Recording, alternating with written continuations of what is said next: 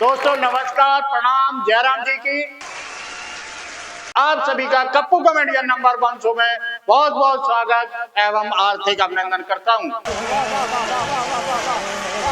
दोस्तों, अगर गंदगी यदि पसंद है तो गुटखा खाना सीख लो, और भीख यदि मांगनी है तो बीड़ी पीना सीख लो।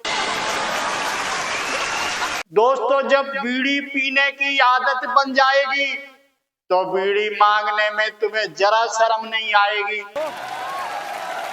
और दोस्तों, कुछ लोग तो ऐसे हैं कि बिना नशे के जीते हैं, और कुछ लोग ऐसे भी हैं जो मांगकर बीड़ी बाथरूम में जाकर पीते हैं।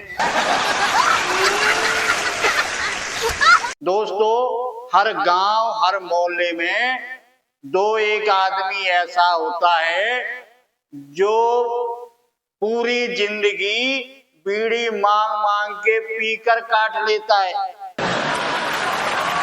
पूरी जिंदगी भर मांगता ही रहता है, कभी खरीद के पीता ही नहीं है। ऐसी उनकी बुरी आदत बन जाती है मांगने की।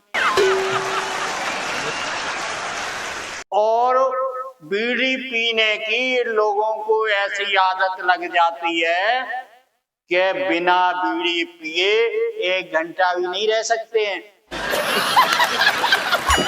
ये मांगते मांगते इतने बेशर्म हो जाते हैं और इतनी बुरी आदत बन जाती है, इतने बेशर्म हो जाते हैं, फिर चाहे इनके मोहल्ले में कोई भिखारी आ जाए या कोई फेरी लगाने वाला आ जाए या फिर कोई सब्जी बेचने वाला आ जाए, टंकदी से उससे बीड़ी मांग के पी जाते हैं।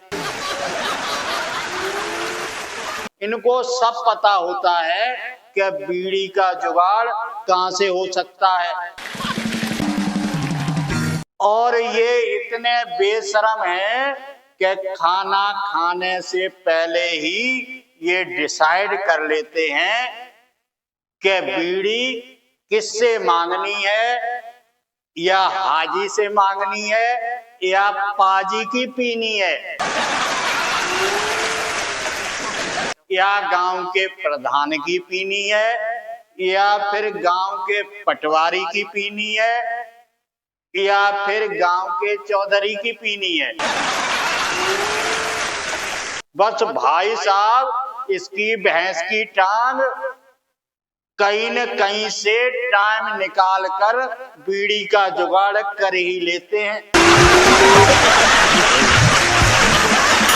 और अगर किसी कारणवश इनका बीड़ी का जुगाड़ नहीं हुआ तो फिर ये गांव में देखते हैं कि किसका मकान बन रहा है, किसके घर में शादी होके आई है, किसके घर में गोना होके आया है।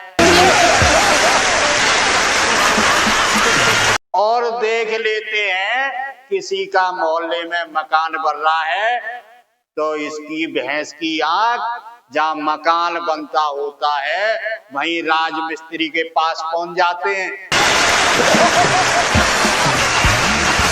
और फिर इसकी भाई साहब भैंस की टांग फिर या तो राजमिस्त्री की बीड़ी पीता है या फिर बेचारे लेबर और मजदूर की मांगकर पी जाता है। और फिर जब कुछ नहीं मिलता है तो ठेकेदार से ही मांगकर सुट्टा लगाने लग जाता है।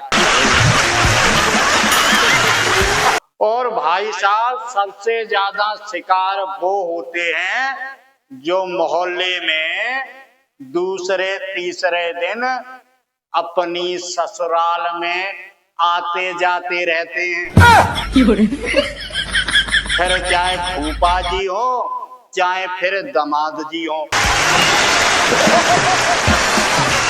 और फिर चाहे दामाद हो चाहे फूफा जी हो, उन फूफा जी और दामादों से तो ऐसी सेटिंग बना लेता है कि उनके गले में दोनों हाथ डालकर ज्वार जयराम जी की करके बीड़ी का बंडल मांग लेता है।